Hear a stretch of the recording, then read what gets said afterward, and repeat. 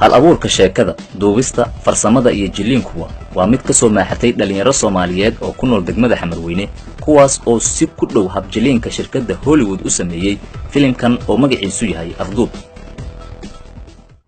wuxuu kulminayay filimkaas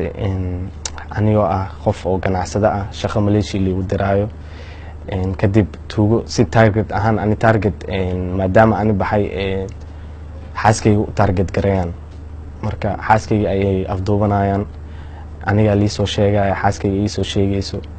sidaas aan dalka dib ugu soo noqonaan iyaga raadsanaya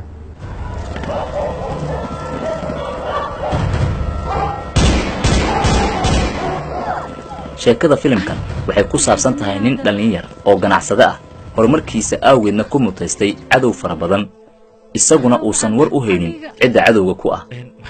kooxda colka qarsan ahay waxay si ay u majagooyaan horumarka ganacsi ee Maxamed Jeylani ay u bareerayaan inay afduubtaan xaaskiisa si ay u helaan madax furasho waxaad sameynaysaa qadka waa si toos ah ugu jirtaa mar hore markaad saaray hadda janjarada ay soo fuulayaan adiga waxaan ka rabaa inaad qolka aad ku jirto aad ka baxdo qolka kale fadhiga waa inaad gashaa albaabka laabkiisa wiliba waxaan ka tarjumaynaa magaalada Muqdisho inay tahay magaalo fiican oo dadka waxay ka aaminsan yihiin wadan burburay oo macna baabaasan ay ka aaminsan yihiin marka anaga waxa ku soo bandhignay meelo badan bilicdeeda oo aad u fiican tahay oo Muqdisho dhexdeeda ah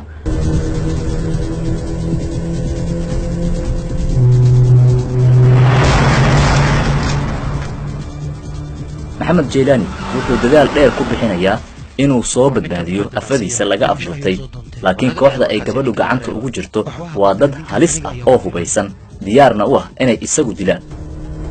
filimkaas oo jeedid runtii anaga dhalinyaradeenna anaga ahaan ayaan isqarash gelinay anaga isxilqaamnay gaariyaashaas iyo wax walba oo professional filimka isticmaalnay anaga dhalinyarteena oo filimka kooban aan anigu horseed u ahay filimka anaga iskeena u maalgashanay waryaada idinka waxaan u baanahay ninkaan hilibkiisa inaad jarjartaan dareen ahaan iyo sida ay ugu caaboonaayeen jiliinka filimkan ayaa waxa ay sahashay inuu noqdo mid aad loo xiiseeyo filimka waxaa ka mid ah waxyaalaha ku jilay oo aan dhahay laabarnimada ninkaan